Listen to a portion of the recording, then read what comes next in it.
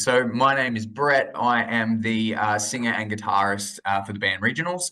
And we've been around for about 6 or 7 years now, operating mostly out of Sydney, but touring around a bit. And this Friday, we're releasing our debut LP, which is called Spoonbender. So we've been working on that one for about 4 years. We recorded it last year with Lachlan Mitchell at Parliament Studios. So we're very, very excited to finally see it out there after 4 years. Beautiful, Brett. Thanks for joining us, bro. Pleasure. Absolute pleasure, mate. So as you mentioned, Regionals released your debut album, Spoonbender, this Friday, August 23rd, mate. Like, how you feeling about it? It's a pretty big deal, like getting that first one out there. Yeah, absolutely. Like, I mean, I definitely think there's nerves around, it being a debut album and the fact that, how much work we've put into it, over the course of the last 4 years until now, from a writing perspective, from a recording perspective, like, everything that's sort of gone on over the last 4 years has been anticipatory until we got to this point. So I think, we're all very excited to have it out there, but also very, very nervous at the same time, being that it is the first album. Yeah, so dive into it a bit more from a musical point of view for us, bro, and tell us what you were going for. Yeah, absolutely. So this one was a different one for us because we wanted to, we discussed at the beginning having a very specific shift in sound. We wanted to sort of lean into the things that we were being influenced more by. So we kind of wanted to go down a darker direction, a more wall of sound, a more shoegaze style direction in terms of the songs that we were writing. Previously, we'd sort of sat a little bit more on the poppier side. We'd had very intricate song like process in terms of format and things like that. So it was about how do we simplify it, make it a bit darker, make it a bit heavier. So that was why we lent into Lachlan to do the record with us, and we spent a ton of time just making sure that we had the sounds that we were looking for and sort of understanding lyrically what we wanted to talk about on the record. Like, that's definitely in a much darker place than it's been on previous records. So I think for us, in terms of the final product of the record, we feel like we really achieved that sonically. Like, we kind of landed what we wanted to on the record, which I don't think you always do when you walk away from it from a record like that. I feel like sometimes you go, okay, well, there were elements of this where we thought this landed really well, but there are elements over here that maybe didn't work and things like that. I felt like this really sort of hit the mark for us in terms of what we wanted out of that album. Yeah. Now, you mentioned that new direction, bro. Like, it is a bit of a shift from what you usually do. So how did you go in finding the balance between the direction you wanted to go in and what sort of comes more naturally for you guys? Yeah, definitely. I mean, I think a lot of that sits with Aaron, who plays guitar in our band and does majority of the music writing. So he will bring essentially a fully formed demo to the band, and we will then and sort of add our own elements to it, and then I add lyrics, melody, etc., and we sort of go from there. But I think he and I have a lot of conversations about the way that we wanted to shift that sound. And I think there's a song on the record, the second song on the record, which is the title track called Spoonbender, which I think is one of the first songs that we did for the record, but is a really nice bridge between the band that we used to be and sort of what the sounds like now. And I feel like for Aaron specifically, and I know this from discussions with him, that once he had that out of the way, it was kind of the bridge that he needed to step over into this side. So I think it was us also being quite critical on the songs as well, and being like, I think this could be heavier. I think this part needs to, breathe a little bit more, those kinds of things. But then in the studio, we sort of also looked at vocally how we were delivering that and how that needed to be a bit darker. And that's where the harsher vocals and the screaming side of things came in, which is something that we haven't really done on records before. Now, you've released the singles 291, Rotator, and Happiness for Bastards. So are they a good sonic representation of what to expect, or are they just scratch the surface? I think it's probably a little column A, a little column B. Like, that's definitely the direction that the record goes in, but there are lighter elements on the record than those three songs. There are heavier elements on the record than those three songs. So what I would say is that, overall, that is like 291 for us is kind of like the mark. Like, it's kind of like, this is how the band sounds. This is what we represent. But at the same time, within the album, there are elements of electronic music. There are elements of heavier music where things start to sort of ramp up a bit. So I think it's definitely the consistency of that sound, but I think there's sort of ebbs and flows throughout the record. Now, you've been quoted as saying that this is a band's truest form when talking about the album. Can you elaborate on that? Like, how so? Yeah, absolutely.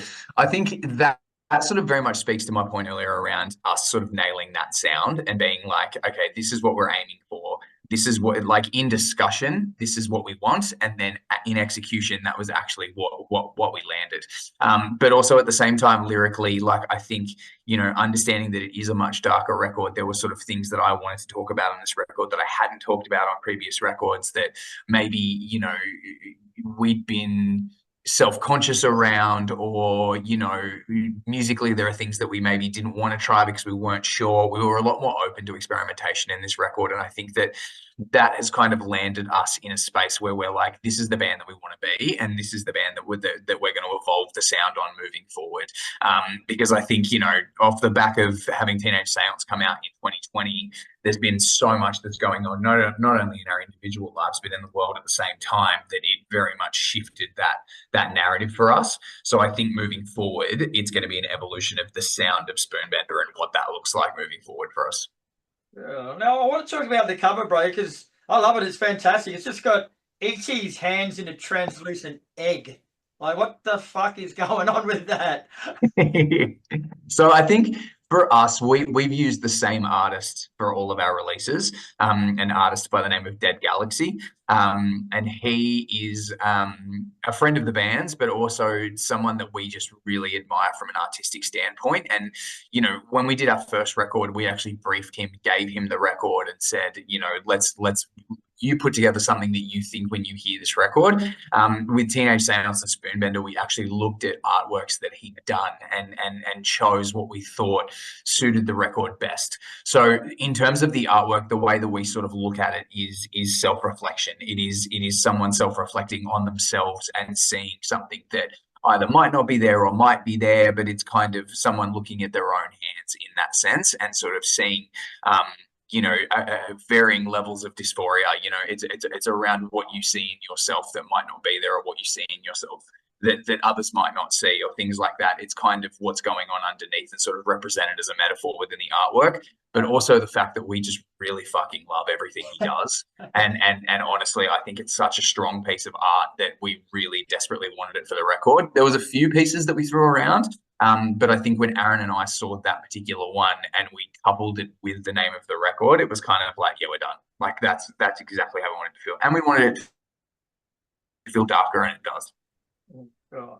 Now, you released your first two EPs, Sentimental Health and Teenage Seance, in quick succession when you started. Then you took another 4 years to get Spoonbender out, mate. So what sorts of things did you learn about yourselves as a band and about your music in that period? That if you don't give us a deadline, we will take forever to make a record. And I think there's a few elements to that, right? Like I think, Aaron, like we all sort of move at different speeds when it comes to writing. And I think that they're the kinds of things that kind of ebb and flow a writing process for our band. Aaron is sort of very quick to start to compile demos. Like once he's on a run in terms of the idea that he has, once he has that vision, he's kind of off and racing, and he will fire demos at you like multiple times a week and be like, what do you think of this? What do you think of this? What do you think of this? Then for me, when it comes over to the vocals and the lyrical side of things, like it really is a really broad range of time frames. Like, for example, there's a song on the record called Sour Ground, which opens the record. And for me, that had been sitting around for quite a while as an instrumental, and we thought it was going to stay as an instrumental and potentially be on the record just in its own form. And then one day I had a melody idea for it. And then when I sat down to do the lyrics, it was literally done in 10 minutes. Oh, wow. And it just flew out. And then there are other songs where, like songs like Rotator, for example, which was done, like the vocals for that were written in the studio. Like I didn't have anything for that up until that point, and I was kind of really freaking out about it. Like, there's a gaping hole here in terms of the writing, in terms of there's a whole song. But as soon as I sat down to record it, it kind of flowed, and we kind of recorded it line by line in real time. So, not only does the writing process kind of take us a while, but also at the same time, we all have full-time jobs. Like everyone's got a life, like Aaron's got a little girl, like everybody has stuff that's going on, and that can kind of impact the way that we're able to sort of connect. But what I would say on this record that we did that we haven't done on previous records is so much pre-production. Like there was so many demos sent around for this record We were passing stuff back and forward. And I think for our band, that's a really efficient way for us to work, because, you know, it can take us a while to sort of get everybody in the room and continuously work through songs and all of those kinds of things, shooting things back and forth and being like, what do you think of this demo? What do you think of this idea? And then having Tim and myself have our own studios as well, where if Aaron sends us something, we can add stuff to it really quickly and send it back. So we kind of had spent nights where we were like firing songs back and forth to each other and adding parts in and all those kinds of things. So there was a really long process in that, but then the vocals probably took quite a while as well, just in terms of writing all of the parts, because I find that, you know, Aaron will give me a baseline of demos, like here's like, you know, 10 songs, and then I'll gravitate to what works for me vocally first, and then I tend to sort of procrastinate on the songs that I'm challenged by in the back end, which kind of ends up in songs like Rotator being done in the studio. It was very similar on the last EP, where the last song, Teenage Seance, I had nothing written for that, and I went into the studio to write it. So sometimes I leave those things to chance, and sometimes I leave those things to chance and nothing still comes, and that song gets hooked because it just did. Yeah, it hasn't panned out the way we wanted it to. Yeah, God. Now we've spoken about your slight change in direction sonically, I guess. So the big question, I guess, is like, will fans of the band from the Sentimental Health and Teenage Seance days still appreciate the new music? Yeah, I mean, that's the question that remains to be seen, I guess. And I mean, I think for us, like, it's a pretty selfish endeavor in that, you know, we don't want to continuously do the same thing, and our music tastes change, and everybody has such broad taste in the band that we kind of want to bring in different elements. What I would say is there's still definitely elements of that band within Spoonbender. It's just done in a more experimental and heavier way than we've done it before. So like I said, you know, songs like the title track, like it will appeal to people who did like the band before. But there are things on the record that we've tried that they would never have heard us do before, and then probably be like, holy shit, like, yeah, okay, this is different. We would like to hope that everyone goes on that journey with us. But at the same time, you know, I feel like songwriting in general has to be a selfish endeavor, in the sense that, you know, you have to write music that you want to hear. You have to write music that works for you and that the band gets excited about. Otherwise, there's not a huge point in doing it at all. So look, I'm of the hope that the people who have previously liked our band continue on this journey with us. But at the same time, you know, if they don't, we get that. Maybe we'll catch them on the next record. Like, you know what I mean? But for us, it's about how do we continuously drive our musical inspiration and our musical passion and what we want to do. And I think that so much of this album cycle and the lead up to releasing this was us discovering what we wanted that to be. Like, it was a big lesson in discovery, whether that was, you know, experimenting with sound, experimenting with our influences, experimenting with, you know, mixing in the studio and all of those kinds of things. So I think, you know, at the end of the day, everybody in the band is really happy with the record, and I think before you release something, that's probably as good as you're gonna get. Damn straight, brother. Now you got a launch party coming up at the Chippo in Sydney on September the 6th. So tell us a bit more about that. Yeah, so we're really looking forward to that.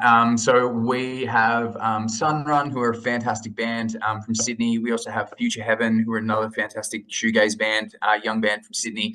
And then we have our friends Low from Melbourne coming as well, and we've played plenty of shows with them, and they're really good friends of ours, and a phenomenal band at the same time. They released an album earlier this year as well that's just fantastic, incredible songwriters.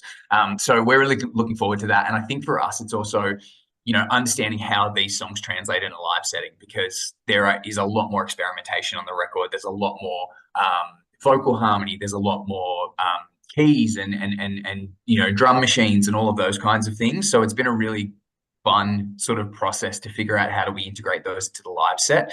But we're really looking forward to giving it a run. And I think, you know, it's always exciting to be able to play new songs to people that you haven't played before. And we were sort of rehearsing and running through a few last night, and it was kind of like, okay, this makes sense. Like, we've got this down, like we can do this, like, especially with all of the additional instrumentation that we put on the record. You kind of do that in the studio, very excited about it. And then when it comes to the live setting, you go, oh, shit, how do we do this? How do we do that? Yeah, exactly. So I think, but at the same time, there's like excitement in that. Like there's fun in figuring out how do you recreate those things in a live setting. Cool. And where can people find out more info about that show or get tickets? Yeah, so OzTix, but also if you jump on our Instagram, which is @regionalsband, and you jump into the link that we've got there, you can grab tickets for that, which will be yeah, we're really looking forward to that show.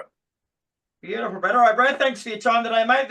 Your debut album Spoonbender is out this Friday, August 23rd. Sounds like there's a bit of territory to cover there, mate. So hopefully people appreciate it.